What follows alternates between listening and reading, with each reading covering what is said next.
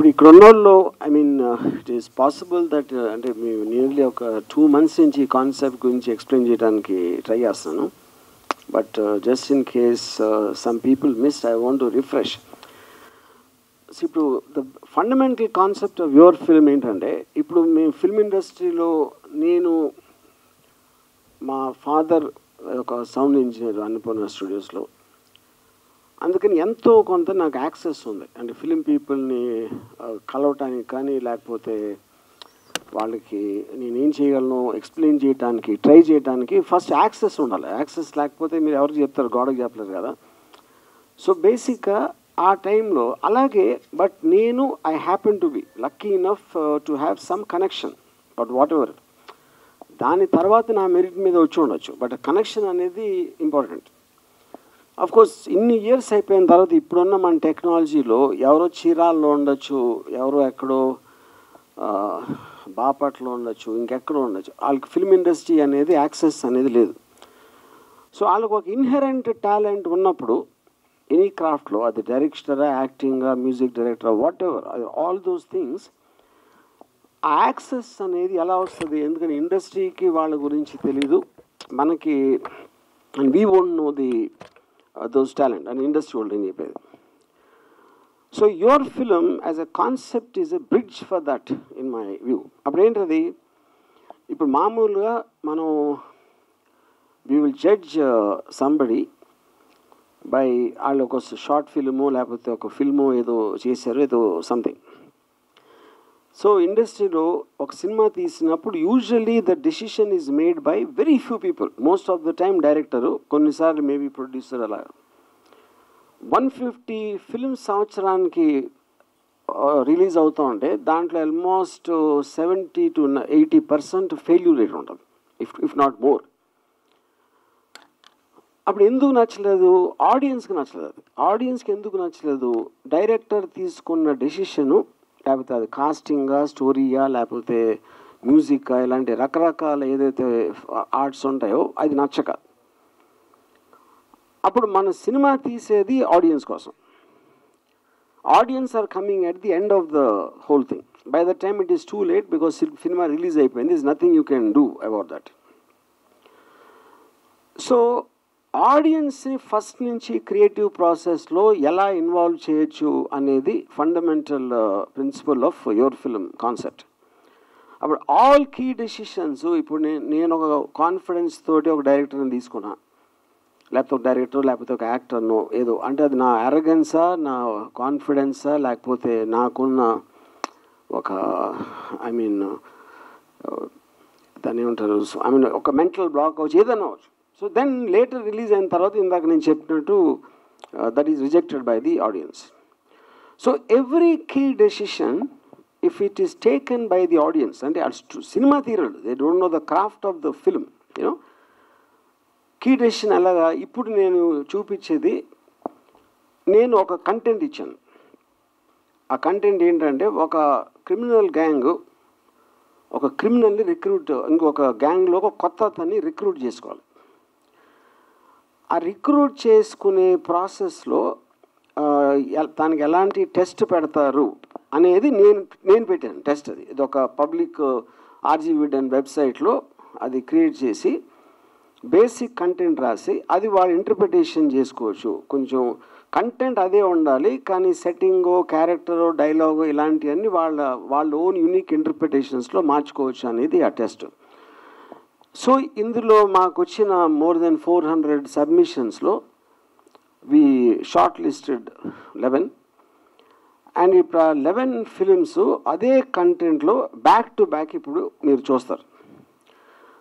అప్పుడేంటి, మీకు best director ఎవరు అని తెలుసుకోవడానికి వేరే వేరే సినిమాలు అయితే వేరే వేరే సబ్జెక్ట్ మ్యాటర్ ఉంటుంది, వేరే వేరే షార్ట్ ఫిల్మ్, వేరే వేరే సీన్ ఉంటుంది. అదే సీన్ని ఎవరు ఎలా తీశారని చూసినప్పుడే you have form an opinion individually, మీకు మీరు అది అన్నిట్లో ఇది బెస్ట్ అని. సో ఇప్పుడు ఈవెంట్ అయిపోయిన తర్వాత ఇవాళ రాత్రి మేము ఇదంతా ఆన్లైన్లో పెట్టేసి we're going to call for polling.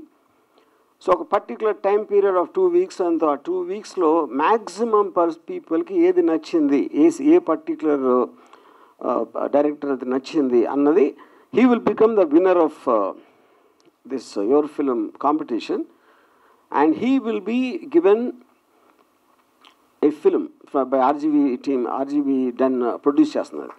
So that is the point. Yeah. So దీంట్లో ఉన్న ఇంకొక అంటే కొన్ని ఊహించని సైడ్ ఎఫెక్ట్స్ ఏంటంటే ఇప్పుడు నేను ఒరిజినల్ సీన్ నేను రాశాను వాళ్ళకి ఇచ్చింది, కానీ ఆ సీన్ ఆఫ్ కోర్స్ నేను కూడా డైరెక్టర్నే కాబట్టి నాకు ఎంతో కొంత ఒక విజువల్ ఉంటుంది, ఇలా ఉంటుంది సమ్వేర్ అని. ఇప్పుడు ఈ సెలెక్ట్ చేసిన 11 మంది కూడా నాకన్నా బెటర్గా తీశారు, అందుకని నేను అలా సెలెక్ట్ చేసినది. నా సెలెక్షన్ ప్రాసెస్ అది. సో నాకున్న visual. Yeah. So my hope is that ఆ టైంలో ఒక శివ అనే సినిమా ఒక కొత్త కుర్రోడు తీసాడు. అది సినిమా బాగా ఆడింది కాబట్టి ఆడి పేరు తెలిసింది అందరికీ. సో అలా పేరు తెలియని వాళ్ళు ఇంకా ఎంతమంది టాలెంటెడ్ ఉన్నారు అనేది వాళ్ళని వేటాడి పెగిలించి పట్టుకురావటం అనేది నా దురుద్దేశం దీంట్లో. వాళ్ళని పట్టుకుని ఎవరు వాళ్ళకి తెలిసే ముందు వాళ్ళని మేమే వాడేసుకుని తర్వాత వాళ్ళు ఎలాగో మమ్మల్ని తన్ని వెళ్ళిపోతారు కాబట్టి ఓకే, అది okay. So that is what everybody does, you know. So I want to see it.